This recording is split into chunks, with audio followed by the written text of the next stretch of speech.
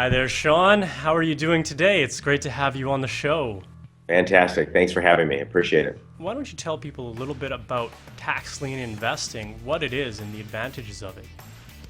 Well, there's a couple of advantages. First of all, it offers safety and security, which a lot of people are looking for now these days. Well, they always should be, but it seems to be more so right now. For one, they offer you a high rate of return of anywhere from 16, 18, even as high as 25% return.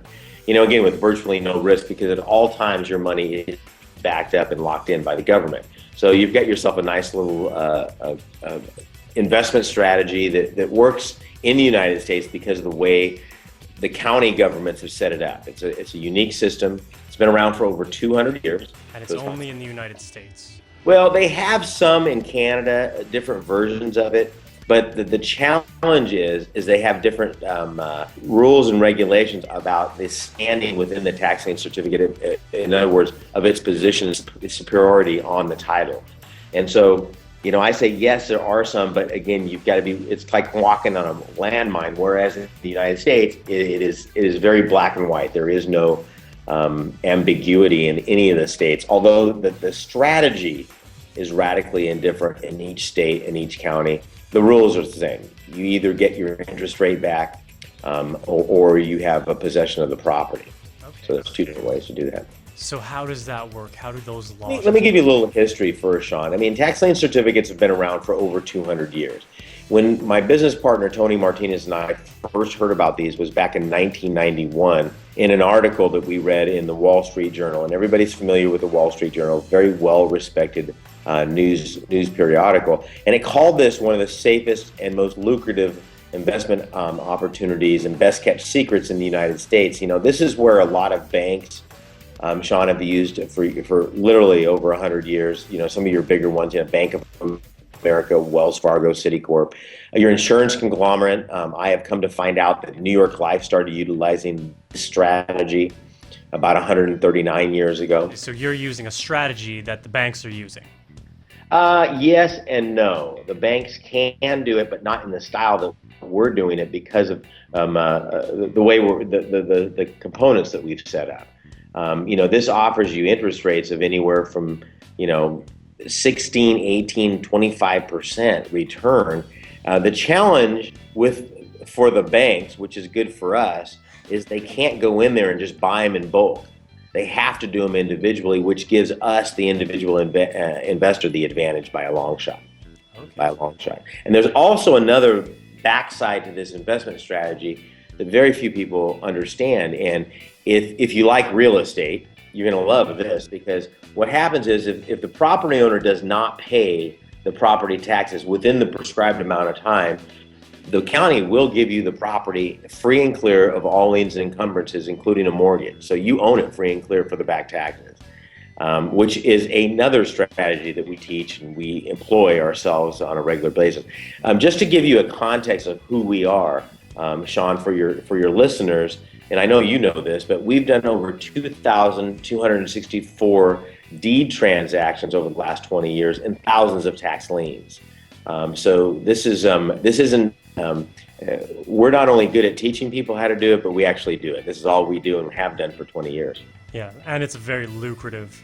It's very lucrative. It's profitable base. It's like anything. You've got to learn. It's just you don't just add water and watch it grow. You've got to. There are certain things that you need to do to make it happen. Make it happen correctly. Would you say that it is an alternative real estate strategy? It can be, and I tell you this because I know the makeup of our students. I would say less than 10% have real estate background or experience. That's helpful, but only for a couple of months. Because once you understand that the underlying security is real estate, the value is the high rate of returns that the counties are established by law, and the underlying security that if they don't, you can get the property for pennies on the dollar. Imagine $100,000 piece of property, just to keep some even numbers here, Shaun, and you put up $1,000, and when they pay their taxes, you get 18%, and if they don't, you get the property free and clear. Well, then it becomes a real estate strategy, but that's not the underlying purpose behind it. Does that make sense? So you're putting in your money to get the taxes out of it, and if you get the property, that is bonus. A bonus. Yes. Yeah, Great. you get the interest, the high rate of return. You get the high interest rate. And there's always these questions that come up on this. Why would the county do this? Well, it would be a conflict of interest for them to charge the interest rate without offering that up to the public. Why wouldn't the banks come in there and do this? They can, but they can only do it the way you and I do it, is individually. So they have to stand there and do this, which also eliminates a lot of the market, because if again, there are 5,000 taxing jurisdictions in the United States that offer this, but each one of them does it a little differently to their own prerogatives. Is that based on what county they're in? A little bit. It's based on the state, then the county. The state establishes the rules and the law. The state will say, for instance, in XYZ state, we're going to make it 18%. If you're late on your taxes, property taxes, it's going to be 18%. And then they're going to establish a time frame, and you have 1 year, 2 years, or 3 years to pay that. The county interprets that any way they want to, but they can't interpret the interest rate. The interest rate is what it is, and the redemption period is what it is.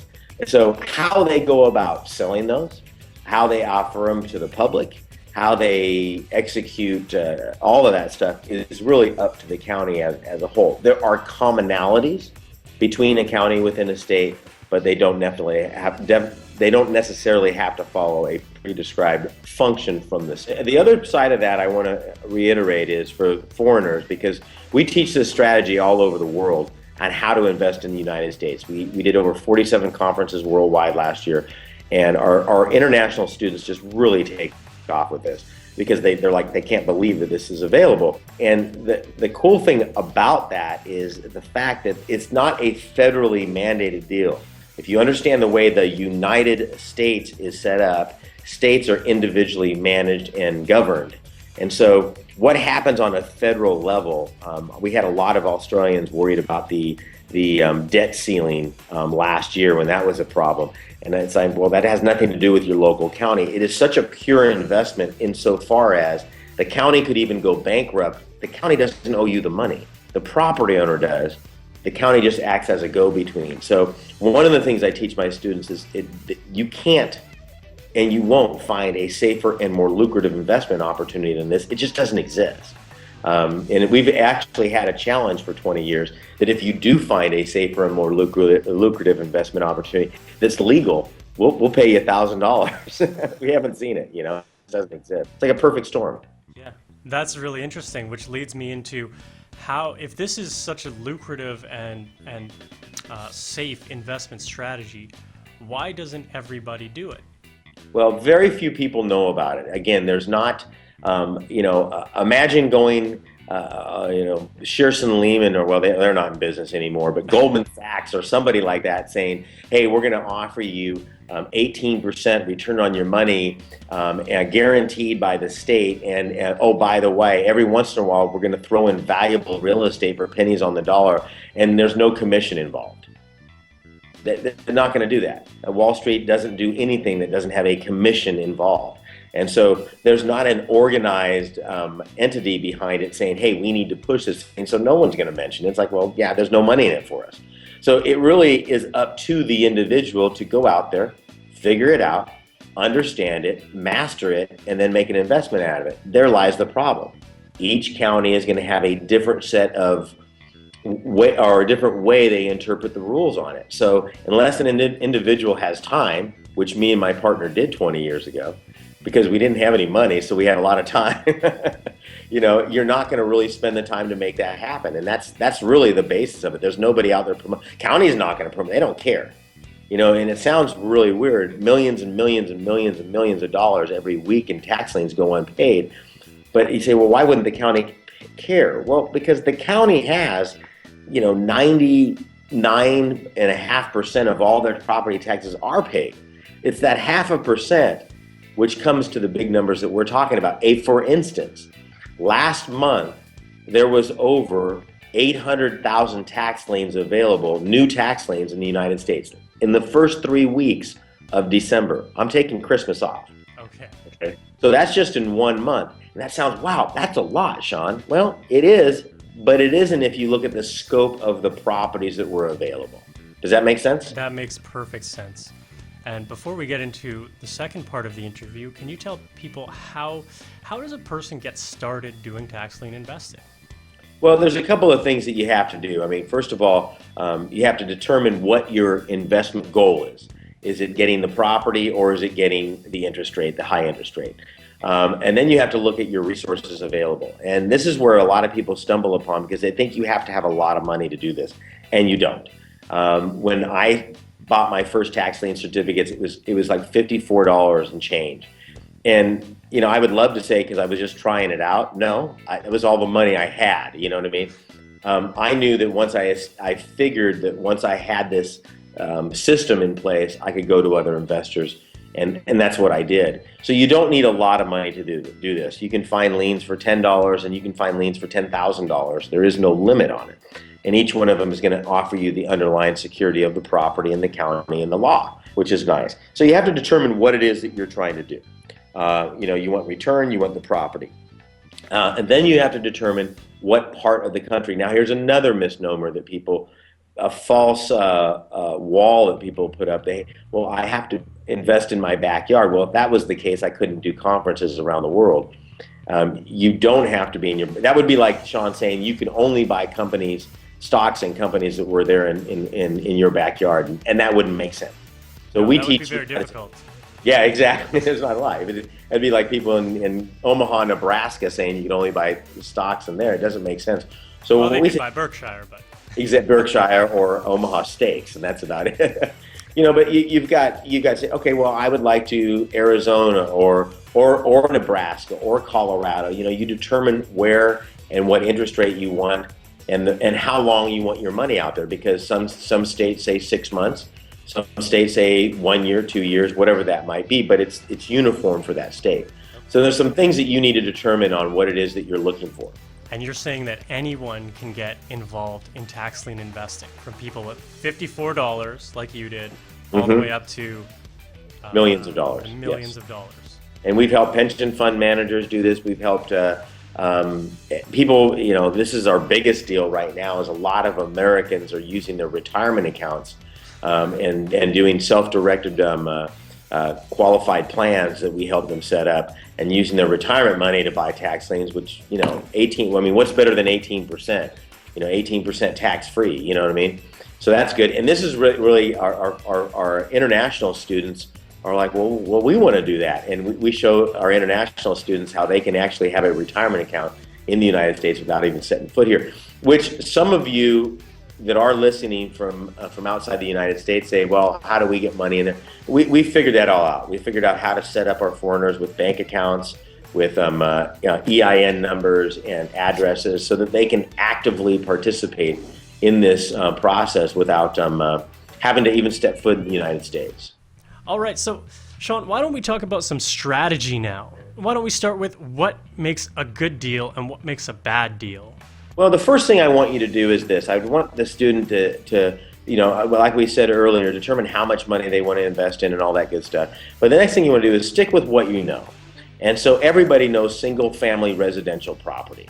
And one of the things we do is stick with single-family residential properties. Why? Because we all live in a home. Now, again, I'm going to address foreigners also here. Us in the United States know this, but a single-family residential home doesn't mean one person lives there. It just means it's zoned that a family can live there and you can't run a business out of it. Okay, so that's what we want you to stick with in the beginning. Now, for those of you out there that understand commercial real estate, God bless you, go for it. Okay, knock yourself out. But what I'm saying is, hey, this is what we need to know. I want to find a single-family residential property, number one. Number two, that's got a high value in it.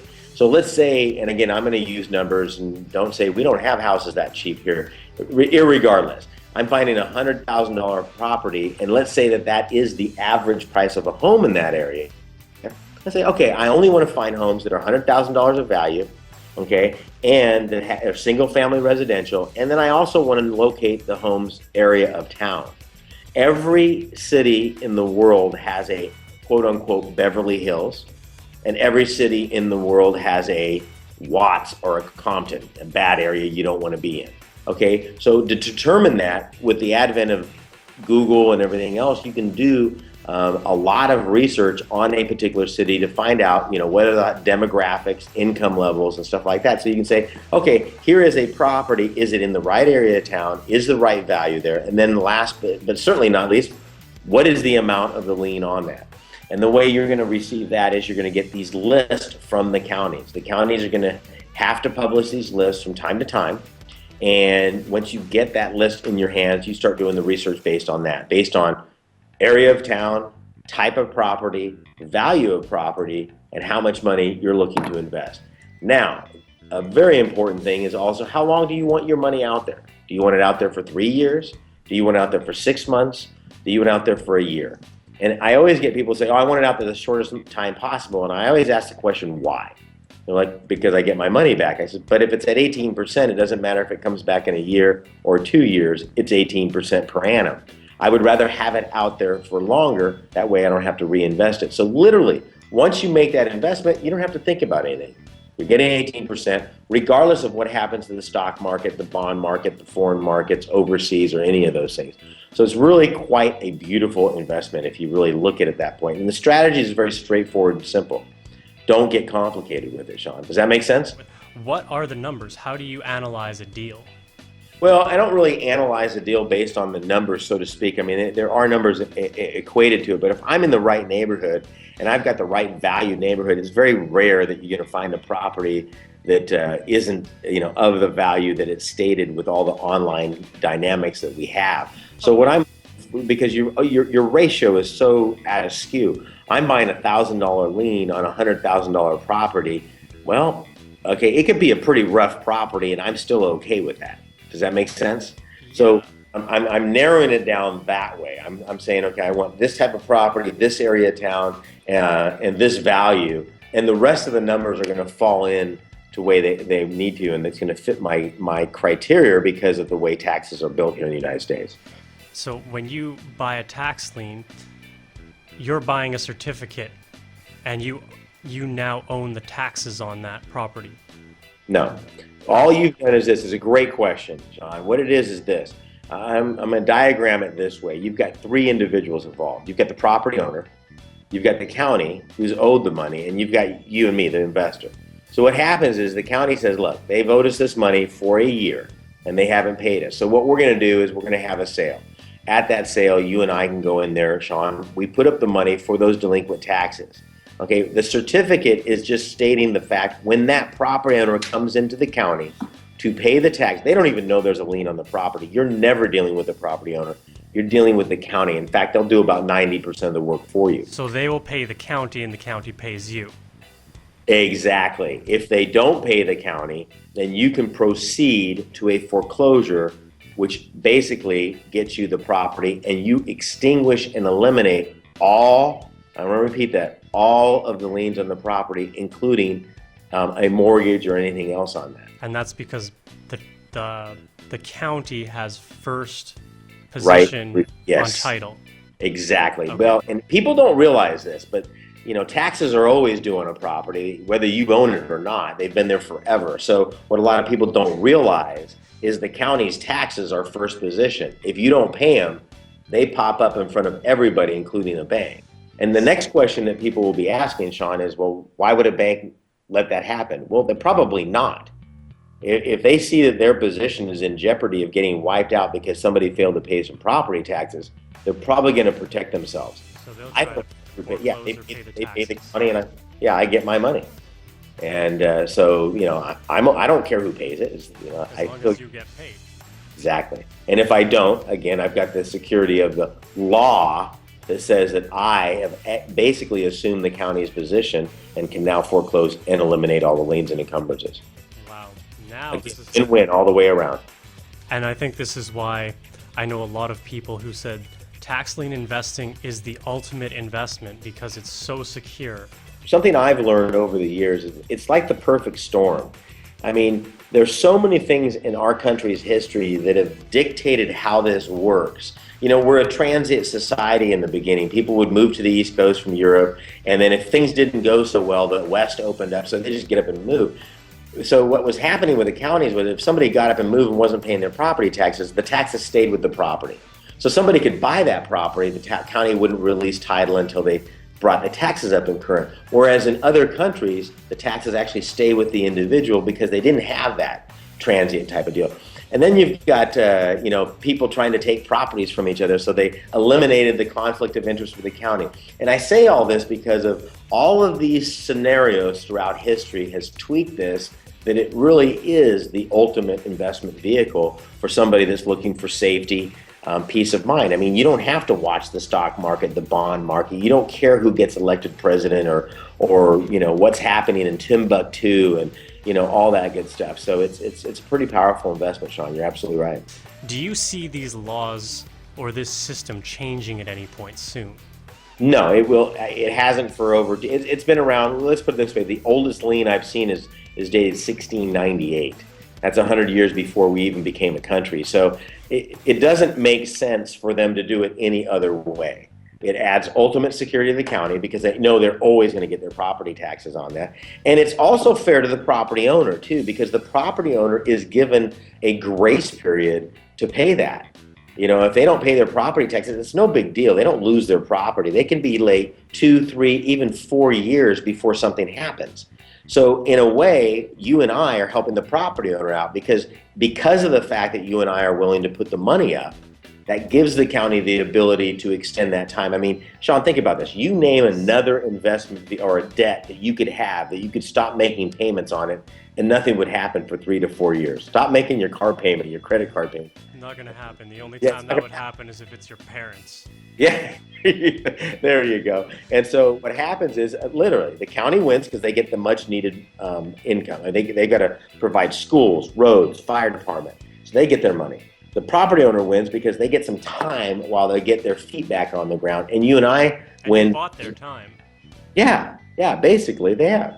That's what they've done. I mean, Donald Trump with the Taj Mahal down in New Jersey at the Atlantic City, his casino down there ran into some challenges back in the 90s. He made the conscious decision to stop paying the property taxes because he knew that he could delay those for several years while they got their financial house in order, but it was going to cost him 18%.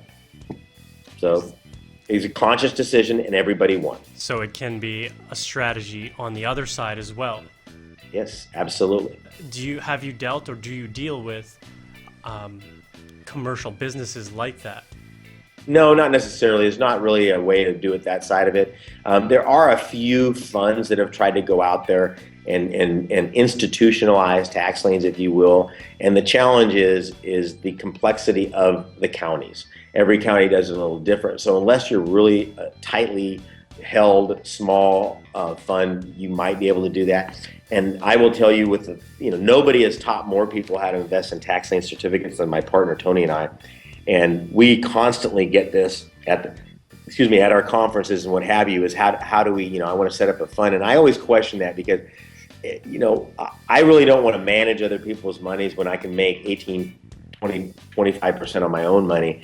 It just doesn't, to me, make a whole lot of sense. So before anybody watching gets a great idea to start a new fund, caution yourself on what you're digging yourself into. Just make your own money. It's a lot more fun.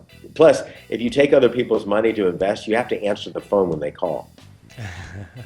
That's correct. Now, do you have any tax lien horror stories? What's the worst thing that could happen?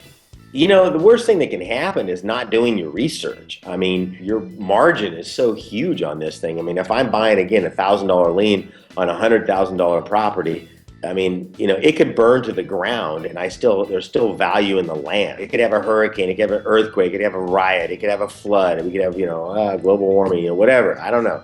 It doesn't really matter. You've got such a margin on it that you're okay.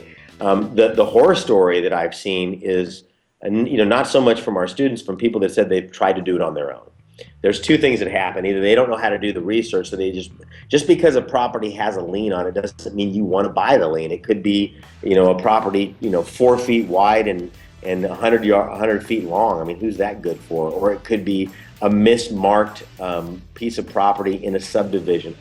A number of things, that could happen in there. So there is, steps that you want to take through the research process to make sure that you eliminate that. Again, I have seen those. I've seen People just buy liens because they said, well, it's paying 12%, it's paying 16%. Well, what's it paying it on? I mean, understand that if they don't pay that off, the property is your underlying security. You better want that property. What research do you do, or what are the things that you research? Well, like I said earlier, the thing I research is the city, where the growth rate is happening, what the demographics are. I try to stick with the middle income area. I don't care if it's high income. That doesn't matter to me. I mean, 90% of the population lives in a real world, okay, where they're living in real houses, going to real schools, and there's the 10% that live in the high end properties. It's those ones in that area that I'm okay with, so people get kind of caught up in that. I want to look with the right area, right school districts. If it's a good school district, it's going to be a good neighborhood. Values are there, and then we've got an industry that's going up and not down. You don't want to go in a climate that is struggling to find its way as a city again. So those are some of the strategies that we look at for that. So we're looking at real estate fundamentals as well. Absolutely. You are really looking at it. And you mentioned that earlier, that this is an alternative to real estate, and it kind of is, only because the underlying security is real estate. But what you don't have with this is you don't have to manage tenants. You don't have to manage, these people doing these foreclosures. God bless them. Knock yourself out. But I don't get the margins in that. When they're looking to make a 10 or 15% margin on that, I just don't understand that. I would rather, if I ended up with a property, be in it at 10 to 15 cents of the dollar rather than 80 or 90 cents of the dollar. So when I get a property back that I have to take back, and we do, we've done over 2,000 deals where we've ended up with the property. We're in it so good that it's not a real estate transaction. It's a who wants to buy it and how cheap do you want to buy it for, And you've all heard the adage, if you have been in real estate, you make your money in real estate the day you purchase it. So your buying price is going to determine if you make any money on your selling price. If you're getting it cheap enough, you're going to make some money. So you have to know how to buy. Yep. Let's talk about the bad areas. What happens in a bad area with a tax lien? Do they tend not to get paid back? No, not necessarily. Again, it really depends on your demeanor and your threshold of risk, if you will. I caution people to stay in the right demographics, the right school districts when they're first getting started. I do not have any problems with quote unquote bad areas because, and again, your ratio to the property is always strong, Shaun. So if I'm looking at an area, I might go in there and go, okay, it's a lot in the middle of a bad area. I don't want it. Okay, because nobody's going to want to build anything on that lot. Now I own a lot, big deal. Again, the lien isn't any good if the underlying security doesn't have any value. If in fact I was to take it back, so I don't see it as a higher percentage of they don't pay it back at all. It's about the underlying security. What would you have to do if you ended up with the property? And I've gotten properties for $1,500 in quote unquote bad areas. But I got it for $1,500. So I go in there and put $10,000 or $15,000 worth of rehab, and now I've got a nice property in a marginal area that's paying decent rent if that's what I want to do, or I sell it to the renters, which is what I usually do. And I've sold properties for $48,000 and $50,000 that I paid less than $5,000 for. Now, caution you on this. When you're first getting started, I don't recommend you go down that road unless that's something you're comfortable with. Again, there's too many out there that you can address in the other areas that'll suit your investment strategy just fine. Now, here's another thing. Let's say that it does go to deed and somebody doesn't pay their property taxes and the county just says, hey, enough's enough. We just want to sell it for the back taxes. And let's say it's accumulated $6,000 or $7,000 worth of back taxes. What if you don't have $6,000 or $7,000? Well, there's a government finance program that'll actually finance the $6,000 for you. Now, there's a catch, Shaun. You have to be able to sign your name, and you must be at least 18 or older. That's pretty complex. Yeah, you don't even have to be a U.S. citizen. And people say, well, why would they do that? Because as soon as it goes back into your name, you have to start paying property. Yeah, so the county wins. It's not like you can take the property and move to another county. If you don't make the rest of the payments on it, they've still got the property. Again, a win-win situation for both you, the county, and it takes a property that could be providing some blight in the neighborhood and gets a motivated owner to either turn it around or get it to somebody that will turn it around. All right.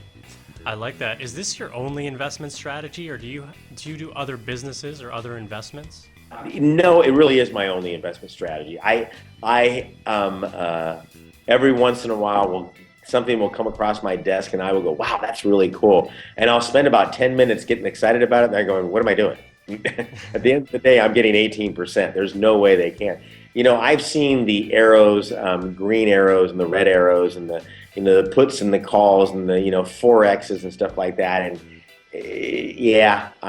there's too much, to me, it looks too much like Vegas and I'm not interested in that. The only other business that I have is related to this, and we provide people with a way to establish a qualified retirement account so they can roll their money into that and start using their retirement money to buy tax liens and deeds with that phenomenal rate of return without any cost or penalties from the government at all. And that was, again, out of necessity. It's really kind of funny. We started doing this with our retirement account, and people said, well, how are you doing this? We said, well, we just do it this way. And what we were finding is most of the pension companies didn't want you to set up your retirement account this way, again, because there's no money in it for them. Once you set it up where you're the administrator and you're the trustee, you don't need an administrator anymore, so there's no fees for them. So the reason we did that was to help people liberate their money and free it up so they can buy tax lien certificates, not only getting 18%, but 18% tax deferred or free in some cases. So it's all related. Anything I do is all related to tax lien certificates. Okay. Besides sleep, I sleep at night. I don't think about tax. And I'm sure when you're having dinner with your family, it's the same. Yeah, well, even that comes up because my family does this too. Oh, so everybody's in on this. Everybody's in on it. Yeah, absolutely. So what's the process? Let's walk through the process. How do you get a tax lien? Well, great question. And what it is this. Once you've established the interest rate you want and the area you want, the first thing you're going to have is an assignment purchase form letter, which goes out to the county. And they're going to say, listen, I want to find the liens that are either left over or coming up on your sale. And they're going to send you a catalog or a list. This can be done online sometimes. A lot of our computer people, obviously, you're watching this broadcast, are saying, oh, well, I can just go online and get it. Maybe about 20% of them. But once you have that list, then it's a function of narrowing down and putting together what we call a short list. And in that short list, you're going to find the ones that you want within your budget. So this is narrowing down those 8,000 new properties that come. 8,000 or 100. I've been to sales that they've had 100,000 available, and you want to narrow that down. I don't want them all. I just want the ones that fit in my range, so to speak. My price range and my criteria. Okay. And do you buy those online, or do you have to go to the county? No, you're going to either do them through the mail, or you're going to be able. You're not going to. I don't want to mislead people and think you're going to the county's website and getting a shopping cart and filling it full of liens. It doesn't work that way. The counties don't have the ability to do it that way, so they hire third parties that handle that transaction for them, depending on where it is, if they have that. I'm going to say probably 75 to 80%. You're going to send the check in to the county, and the county in turn registers a lien in your name. So you do not have to go to the county by any stretch of the imagination. And that's how we have people in Singapore, Africa, Australia, Europe, even our neighbors to the north, Canada, even they can do it. Yeah, a lot of Canadians investing in tax liens down there, actually. Yeah, they are. We've taught so many Canadians, and if you are a Canadian or if you're overseas, getting a bank account and getting an address here and getting an EIN can be a big challenge, and we've overcome that for our foreign investors. We've helped so many people; it's tremendous. So there are ways that we can help you out with that also. Is it through the famous Nevada Corporation? No, not really. What we do is we have a clearinghouse that we set up. Again, this, I guess you could say, is a business. I had a friend of mine that does clearing for stocks and what have you. We were went to a wedding in Southern California, and he and I are great friends. I explained to them the challenges that my overseas clients, he goes, well, I can do that. And so what we do is we help set up a trust account and then an access that you have to that money that you transfer into buy liens and what have you without actually having to go to the bank and set one up, because in the United States with the Patriot Act, you can't set up a bank account unless they can see your eyeballs. I don't know why that makes a difference, but if you're in front of the banker, you can open up an account in 15 minutes. Over the phone, can't do it if you're not sitting in the bank. Even if I'm an American, I can't do that. They have to see you face to face.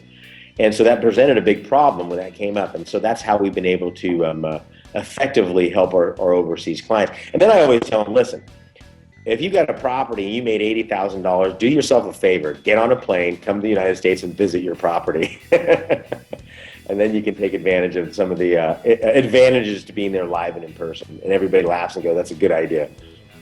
So there's ways around that. What's the best deal that you've done?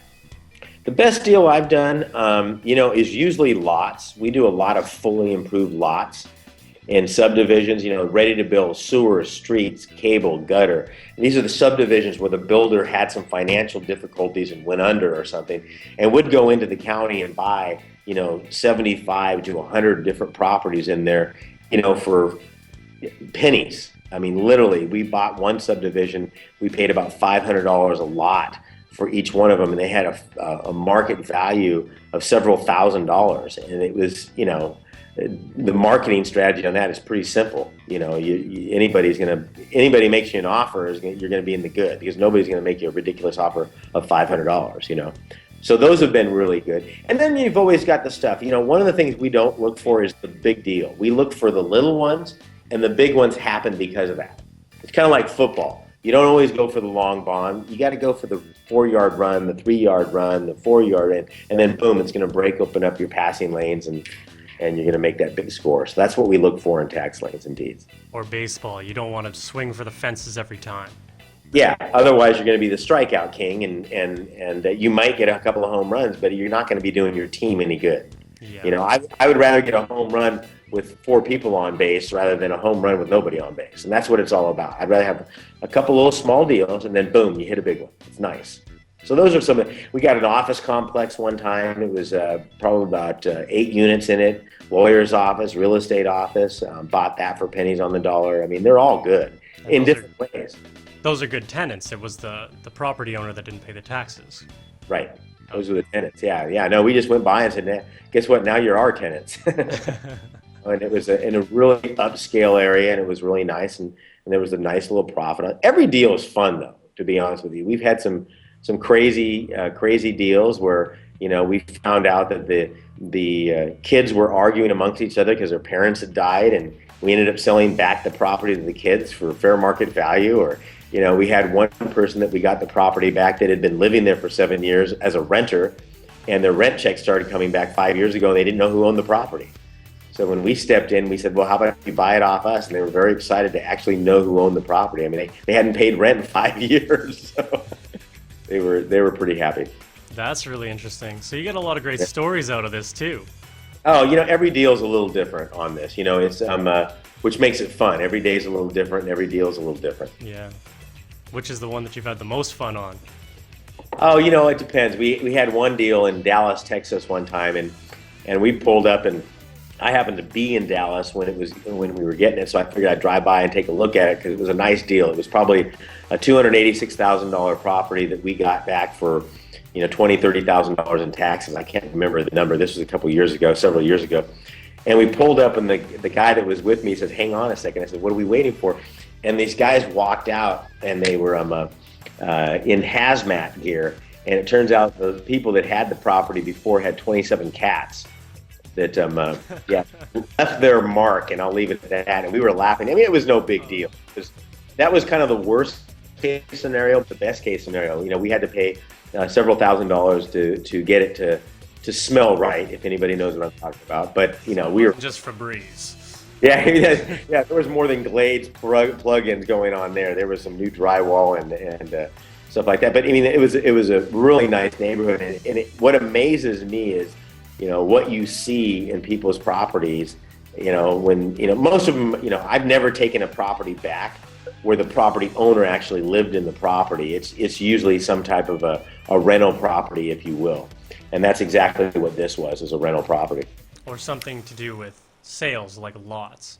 Now with lots, is it better because it doesn't have a tenant, it's not a building, it can be just resold to a developer? It's not so much that it's you know, you're dealing with a smaller dollar amount, so more people can participate in that. You know, so if I buy a lot, let's just use that number for $500, and it's a $10,000 lot, I can sell it for $5,000. The buyer gets a good deal, I get a good deal, and everybody's happy. So there's just a little, not that I would, but I mean that's a possibility. You know, lately we've been getting properties, you know, with today's dynamics, you know, for anywhere from, like, we're doing a deal right now for we've got some properties for $6,000. They've got a market value of $70,000. You know, and we're gonna land bank those. We keep those, we hang on to those, you know, and then in 2 or 3 years, usually we'll get some letters from people saying, hey, we'd like to buy one of your lots, you know, and stuff like that. But you hang on to those and sell them later at a much higher value. And again, everybody wins. Wow, I like that. Land banking is another strategy, but that would be for another day. Yes. All right. Shaun, do you have any last words about tax lien investing or just getting started? Just, you know what, make sure you know what you're doing. Have some patience with it. I tell my students all the time, give us a year and we'll show you how to make a 6-figure plus income. You know, it's like anything that you start. It doesn't start overnight.